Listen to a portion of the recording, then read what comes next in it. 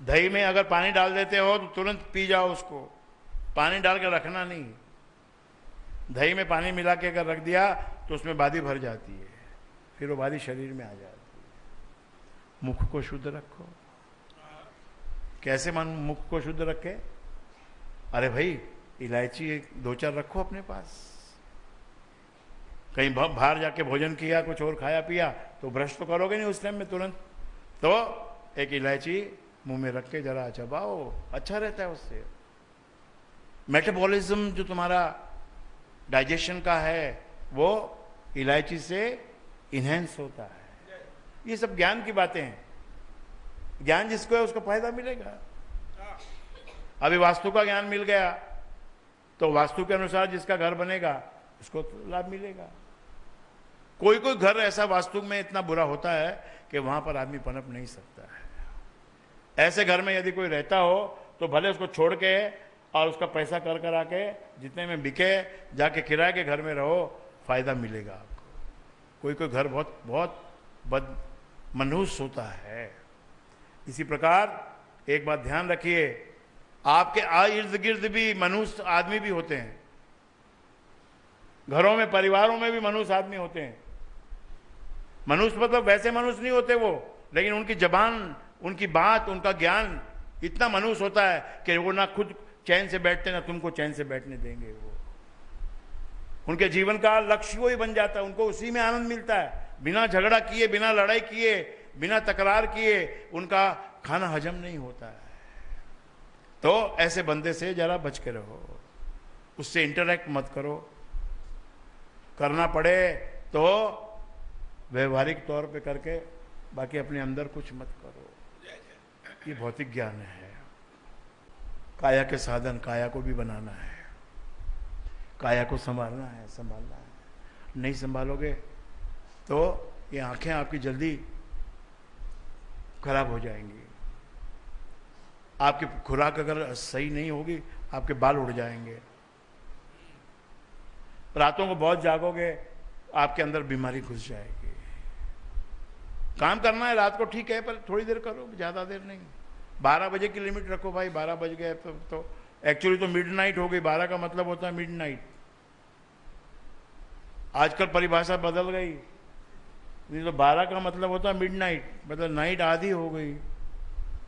अब 12 से 2 सोने का समय है, बेस्ट समय है, सो जाओ। और सुबह 4 बजे के बाद कभी भी उठ जाओ। रात को 10:30 बजे के बाद से लेके सुबह 5 बजे तक कुछ मत खाओ, कुछ मत पियो, पानी पियो।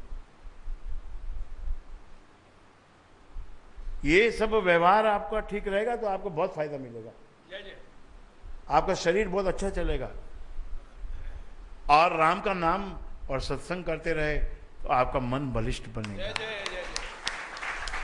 जो मन थक जाता है, हार जाता है, डिप्रेशन में चला जाता है, रोने लग जाता है, जलने लग जाता है, ये मन जल उठता है, धधकने लगता है,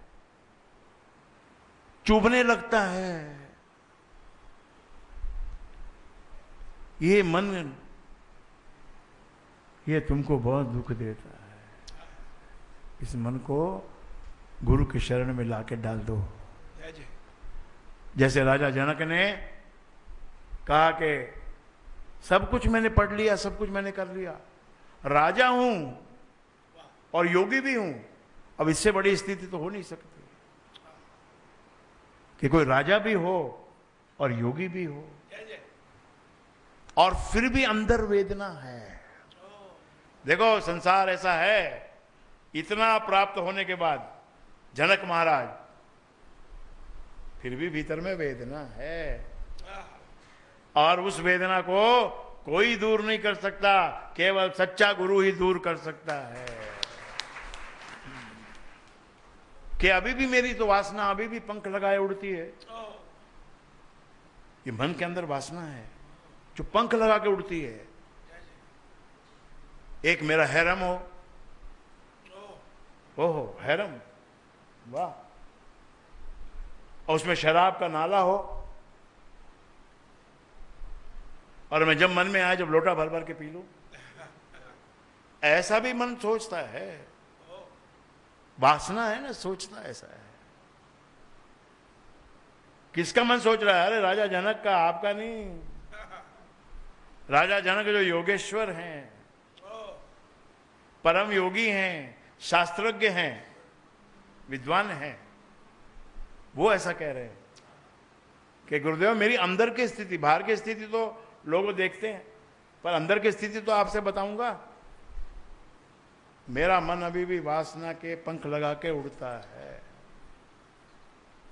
भगवान में लगाता हूं, परमात्मा में लगाता हूं, मेडिटेशन करता हूं, लेकिन फिर भी स्लिप होता है। आप कृपा करें, इसको ज्ञान दें, इसको संभालें। तो आप राजा गुरु ने क्या कहा कि जो वस्तु मैं मांगूंगा वो दोगे क्या? तो राजा जनक ने क्या कहा? हाथी, घोड़े, हीरे, जवाहरात, ये राज जो भी मेरे पास है, आप जो मांगोगे प्रभु मैं आपको दूंगा, लेकिन उसके बदले में आप मुझे ये ज्ञान दो, मेरे मन को स्थिर करो। तब गुरु ने कहा कि भैया ये मुझे ये सब नहीं चाहिए, ना चाहिए तुम्हारे हाथी घोड़े। और हम भी यहां पर बैठ के आपसे आपके हाथी घोड़े नहीं मांगते, बल्कि आपको हाथी घोड़े देते हैं।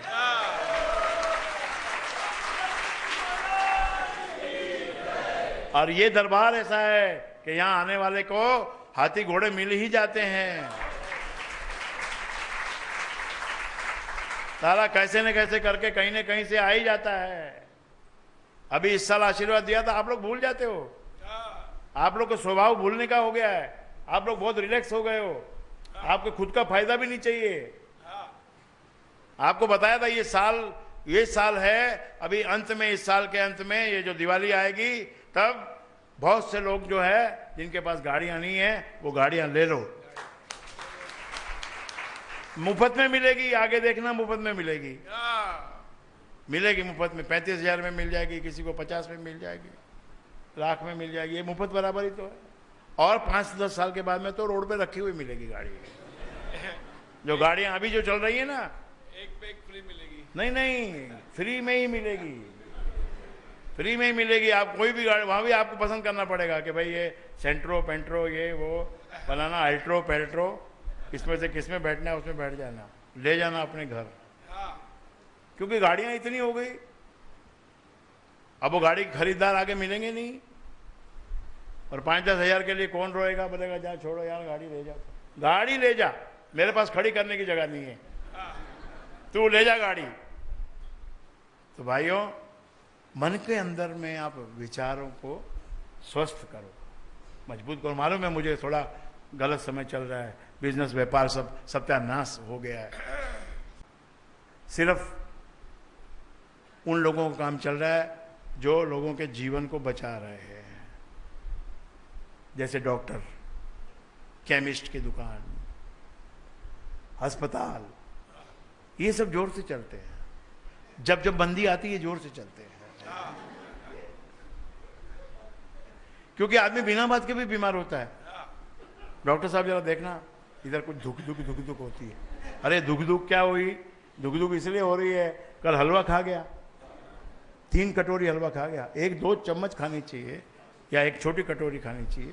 3 कटोरी हलवा खा गया, साथ में लस्सी भी पी गया,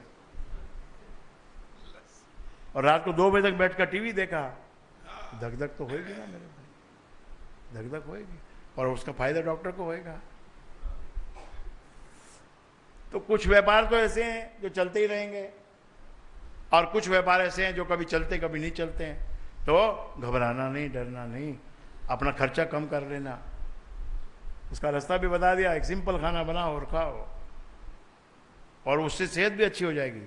उससे 2 फायदे होंगे, पैसा बचेगा, सेहत अच्छी हो जाएगी, घर में झंझट कम हो जाएगा। सास बहू को भी लफड़ा खत्म कि क्या बनावा, ये थाने बोले हो ना, फिक्स है, फिक्स घिया, आलू, दाल, पूछने की जरूरत को नहीं, बना लो, तो वो भी झंझट खत्म हो गया।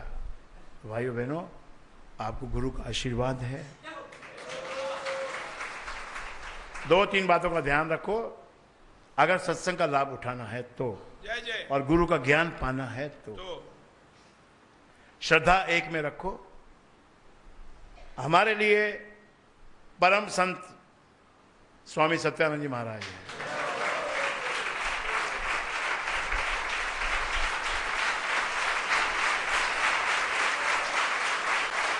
और उन संत के अलावा और कोई नया संत इधर उधर जो कोई भी है वो हमारे लिए तो नहीं है भाई।